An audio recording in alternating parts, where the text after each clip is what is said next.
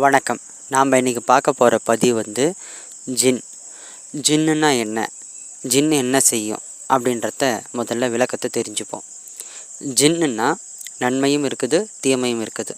இந்த ஜின் எந்த மதத்தை சார்ந்தது அப்படின்னு சொல்ல போனோம்னா, இது இறைவன் ஒருவனே பல ரூபங்கள்லையும் பல இடங்கள்லையும் வெவ்வேறு விதமாக இதை வழிபடுறாங்க. இந்த ஜின் அப்படின்னு சொல்லக்கூடியது நம் மதத்துலேயும் இருக்குது, பிற மதங்கள்லையும் இருக்குது. மதமே இல்லாத பிறர் வழிபாடு செய்யக்கூடியவங்களும் இருக்கிறாங்க. ஆனால் இறைவன் ஒருவனே பல ரூபங்களில் பல பேர்களில் வெவ்வேறு விதமாக கூப்பிட்றாங்க. ஜின் நன்மையா கெட்டதா அப்படின்னு நம்ம பார்க்க போனோம்னா, ஒருத்தவங்க பயன்படுத்துகிற மனநிலைமை பொறுத்து ஜின் வேலை செய்யுது.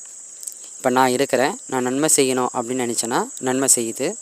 இல்லை ஒருத்தவங்க அழிக்கணும் நான் நினச்சேன்னா அந்த வேலையை அது செய்யுது.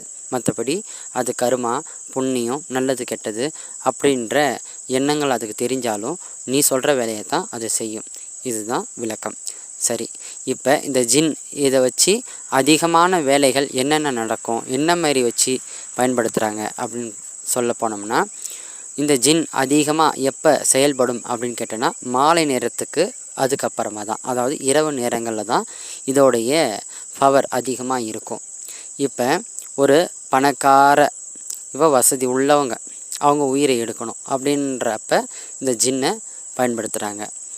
இல்லை ஒரு பொருளை அவங்க வாயாலேயே கொடுத்துடணும், அவங்க கையாலே கொடுத்துடணும், அவங்க சீக்கிரமாக நமக்கு வசியமாகி வரணும், இப்படின்ற விஷயத்தை பயன்படுத்துறதுக்காக ஜின் பயன்படுத்துகிறாங்க.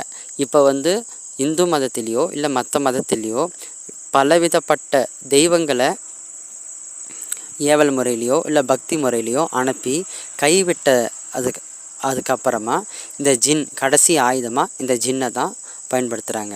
இது மாலை நேரத்தில் யார் நாம் நோக்கி செய்கிறோமோ அது அவங்க மேலே இறங்கி அவங்களுடைய எண்ணங்கள், சிந்தனைகள், எண்ணங்கள் அத்தனையும் இது வெளியே மனசில் பழைய நினைவுகளை கொண்டு அவங்கள உயிரை எடுக்க வைக்குது. அப்புறம் யாரை நினச்சி பேச வைக்கணுமோ அவங்கள பேச வைக்குது, பிரிக்கணும்னு நினைக்குதோ பிரிக்க வைக்குது. இப்படி பல விதமாக இருக்குது. இதுக்கு பேர் தான் ஜின். இன்னும் சொல்ல போனோம்னா, ஒரு உயிரை எப்படி நம்ம உயிர் விட்டோம், எப்படி நம்ம சூசைட் பண்ணிக்கணும் அப்படின்றது அவங்களுக்கே தெரியாது. இறந்ததுக்கப்புறமா தான் அந்த ஆத்மா வருத்தப்படும். அந்த மாதிரியான மர்மமான முறையில் உயிர் எடுக்கக்கூடிய ஆற்றல் கொண்டது ஜின். இது அதிகமாக பயன்படுத்துகிறவங்க பணத்தில் தான் இருப்பாங்க, பணத்தில் தான் பொருள்வாங்க. ஏன்னு கேட்டோம்னா, ஜின் அந்த அளவுக்கு உயர்த்தி கொண்டு போயிடும். அவங்க நல்லவங்களோ கெட்டவங்களோ, ஆனால் இதை வச்சுருக்கிறவங்க நினச்சதெல்லாம் நடத்தி கொடுக்கக்கூடிய அளவுக்கு வந்ததுக்கப்புறம் அவங்க பணத்தில் தான் பொருள்வாங்க. ஒரு உயிரை எடுக்கிற வரைக்கும் ஒருத்தவங்க மேலே இதை அனுப்பி விட்டுட்டாங்கன்னா, அந்த உயிரை பிரிக்கிற வரைக்கும் அந்த ஜின் அவங்கள விட்டு விலகாது.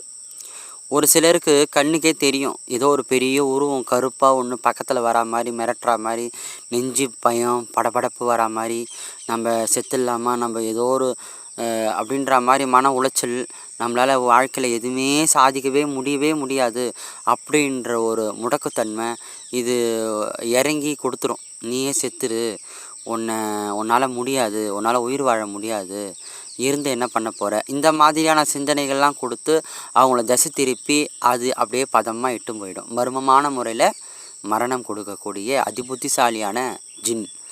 இந்த மாதிரியான கொடூரமான ஜின்கிட்ட இருந்து தப்பிக்கணும் அப்படின்னா, நம்ம சித்தர்கள் என்ன பண்ணிட்டாங்க, அன்றைக்கே 2 எழுத்தில் 1 எழுத்தில் இந்த ஜின் கதையை முடிச்சிட்டாங்க. இதால் துன்பம் அடைகிறவங்க யாருன்னா இருந்தீங்கன்னா, நீங்கள் இதிலிருந்து விடுபட நம்ம தாயத்தும் மையும் குடுவியும் செஞ்சு தரோம். வேணுன்றவங்க கால் பண்ணுங்கள். அடுத்த பதிவில் ஜின்னை எப்படி வசியம் பண்ணுறது பற்றி பார்க்கலாம். நன்மைக்காக மட்டும்தான் நம்ம எதாக இருந்தாலும் செஞ்சு தரோம். வேணுன்றவங்க கால் பண்ணுங்கள்.